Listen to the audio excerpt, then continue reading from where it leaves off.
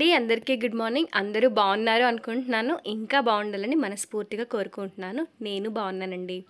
ఈరోజు నేను ఒక ప్రొడక్టివ్ మార్నింగ్ రొటీన్ అయితే నేను చూపిస్తున్నాననమాట ఇక్కడ. సో, మోటివేషనల్‌గా ఉంటుంది అని చెప్పి ఈ వీడియో షూట్ చేయడం జరిగింది. ఇంకా ఉదయాన్నే ఇల్లంతా శుభ్రం చేసుకోవడం, అలాగే మాప్ పెట్టుకోవడము, బయటంతా కూడా ఇలా క్లీన్ చేసుకొని ఇలా ముగ్గైతే పెట్టుకున్నానండి. ధనుర్మాసం ముగ్గైతే అలా వేసుకున్నాను. అలాగే ఇంకా కిచెన్‌లోకైతే వచ్చేసాననమాట. పూజ అయితే ఇవాళ మా వారు చేస్తన్నారు. అందుకని చెప్పేసి ఇంక నేను కిచెన్‌లోకి వచ్చి పనులైతే మొదలు పెట్టేసుకున్నా.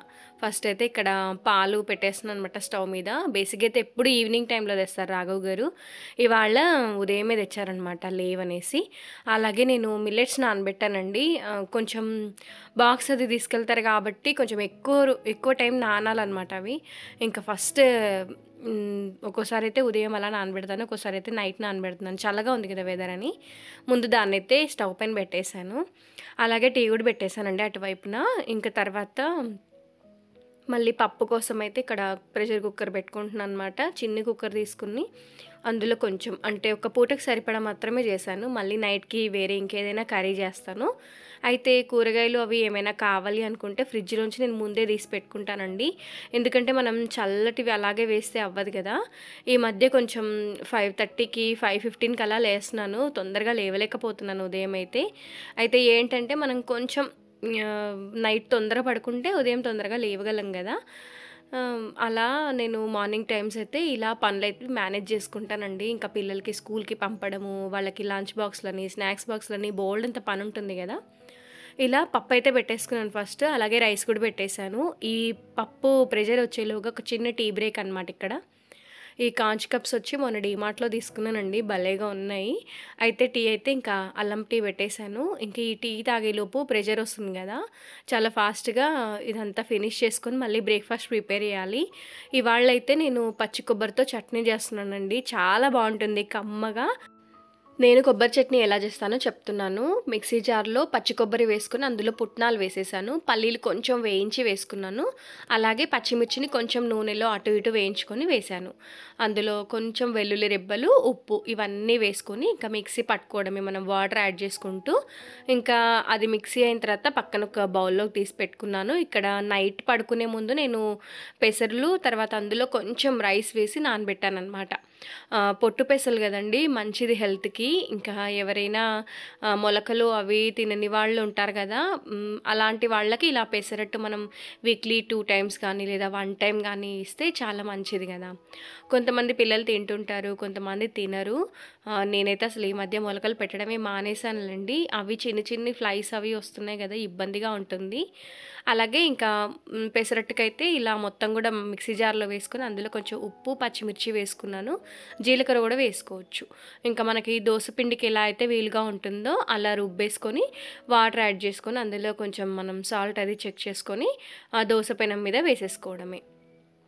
ఫస్ట్‌ది ఎలాగో సరిగ్గా రాదు కదండీ. ఈ పెసరట్టు ఏంటంటే మనకు సైడ్స్ అంతా కొంచెం నూనె అలా వేసుకొని దీన్ని 2 వైపులా కాల్చుకోవాలి. దోస అయితే మనం 1 సైడ్ కాల్చుకుంటే సరిపోతుంది. కానీ పెసరట్టు అలా కాదు. 2 సైడ్స్ చక్కగా కాల్చితేనే మనకు పచ్చి వాసన, ఫ్లేవర్ అనేది రాదు. బావుంటుంది టేస్ట్ కూడా. ఇది కాలుతున్నప్పుడు వచ్చే అరోమా ఎంత బావుంటుందో. ఇంకా ఇలా పెసరట్టు అయితే వేసుకుంటున్నాను. అందరూ ఇష్టంగా తింటారు. ఏంటంటే ఈ పెసరట్టు పిండి ఆ ఒక్క రోజుకి మాత్రమే నానబెట్టుకోవాలండి. మనము దాన్ని స్టోర్ చేసుకొని మళ్ళీ రేపటికి చేసుకోవడానికి అలా ఉండదన్నమాట. ఈ గ్యాప్‌లో నేను వెళ్ళి ఒకసారి తల మంచిగా ఆరబెట్టేసుకొని అలా జుట్టు దగ్గరికి పెట్టేసుకొని వచ్చేసాననమాట. ఇంకా పిల్లలకి బ్రేక్‌ఫాస్ట్ మెయిన్‌లీ వాళ్ళు ఇంకా తినకుండా వెళ్ళిపోతారు కదా, ఇంకా వాళ్ళ కోసమే ఫాస్ట్‌గా వేస్తున్నాననమాట.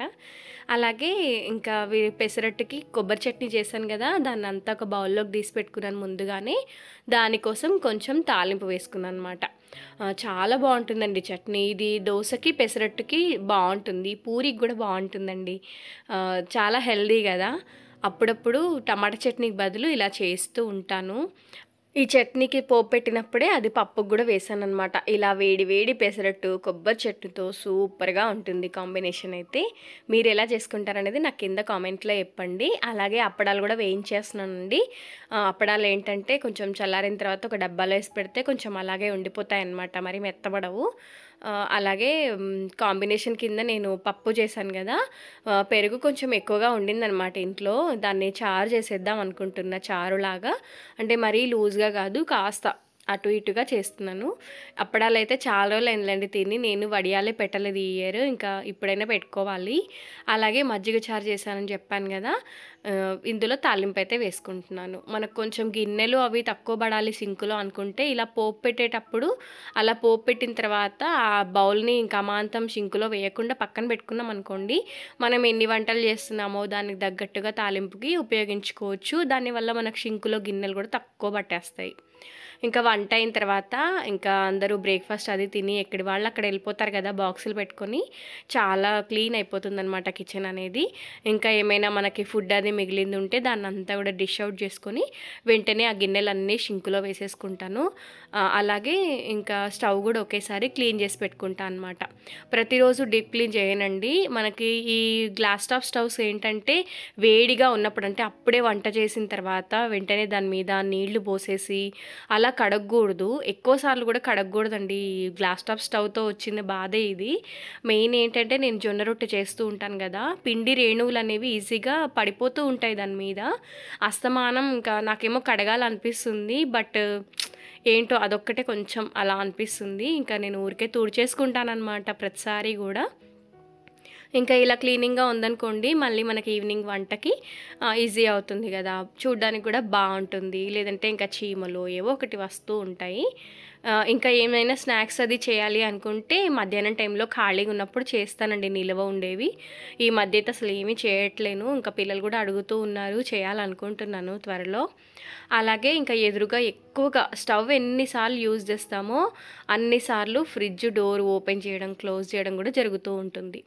అయితే నేను ఫ్రిడ్జ్ ఓపెన్ చేసే హ్యాండిల్ దగ్గర మాత్రమే కాదు, అంటే ఇది హ్యాండిల్లా ఉండదు నాకు ఓపెన్ చేసేది, సైడ్లో కొంచెం ఇలా గ్యాప్లా ఉంటుంది, జస్ట్ అలా ఓపెన్ చేసేసుకోవచ్చు.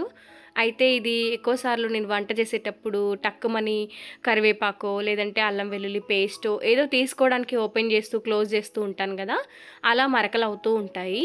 ఈ ఫ్రిడ్జ్ డోర్ ఏంటంటే ట్రాన్స్పరెంట్గా లైక్ మిర్రర్లా ఉంటుంది. సో అందుకని ఏమైనా డస్ట్ అది తొందరగా ఎఫెక్ట్ అవుతుందన్నమాట. ఇక్కడ మాకు ఓపెన్ ఏరియాలా ఉంటుంది కదా, ఈ డోర్ అనేది క్లోజ్ చేసినంతసేపే కొంచెం నీట్గా ఉంటుంది, లేదంటే చిన్న చిన్న దుమ్ము అది వస్తూనే ఉంటుంది. అలా పైన పైన అన్నీ కూడా క్లీన్ చేసుకుంటాను. చూసారు కదా 10 వరకు నాకు కిచెన్లో పనులన్నీ అయిపోయాయి అన్నమాట. ఇంకా ఈ టైంలో నేను ఇంకేమైనా డస్టింగ్ కానీ పైన పైన టీపాయ్ కానీ లేదంటే టీవీ యూనిట్ దగ్గర అలా ఏవైనా ఓపెన్ ఏరియాస్ ఉంటే వాటన్నింటినీ కూడా డస్టింగ్ అది చేసుకుంటూ ఉంటాను. డీప్ క్లీన్ అనేది వీక్లీ వన్స్ లేదా 10 డేస్కి ఒక్కసారి కంపల్సరీగా పెట్టుకుంటాను. రీసెంట్గానే నేను కొంచెం ఇదంతా కూడా డీప్ క్లీన్ చేశాను కాబట్టి ఇప్పుడు నాకు ఆ పని అయితే లేదండి. ఇంకా ఈ 10 తర్వాత నేను ఏం పనులు చేస్తాను అంటే, ఏవైనా ఐరన్ చేసుకోవాల్సినవి లేదంటే 2 డేస్కి ఒకసారి ఇలా ఈ మొక్కలకి వాటర్ అయితే ఇస్తానన్నమాట. పైన మొక్కలకైతే డైలీ పెడతానండి వాటర్, వీటికి డైలీ అవసరం లేదు. సో 2 డేస్కి ఒకసారి కాబట్టి ఇంక ఇప్పుడు నాకు ఈ వాటరింగ్ వర్క్ అయితే ఉంటుందన్నమాట. ఈ మొక్కలు తర్వాత కింద ఉంటాయి కదా ఆ మొక్కలు, వీటన్నింటినీ కూడా వాటర్ అయితే ఇస్తూ ఉంటాను. అలాగే ఒకేసారి మనకి ఏమైనా ఎండిపోయిన కొమ్మలు కానీ ఆకులు కానీ ఉంటాయి కదా, వాటన్నింటినీ ఎప్పటికప్పుడు తీసేస్తూ ఉంటాను. అలా తీసేయడం వల్ల మనకి మొక్కలు అనేవి ఎప్పటికీ ఫ్రెష్గా ఉంటాయి, అలాగే చూడ్డానికి కూడా అందంగా ఉంటుంది కదా. నెక్స్ట్ ఏంటంటే ఇంకా నిన్న మిషన్ వేసిన బట్టలు అవి ఉన్నాయి, అవన్నీ తెచ్చుకొని చక్కగా ఫోల్డింగ్ చేసి ఎవరి షెల్ఫ్లలో వాళ్ళకి పెట్టేసేయాలి. ఇంకా న్యూ ఇయర్ వచ్చింది కదండి, సో కొత్త క్యాలెండర్ కూడా వచ్చేసింది.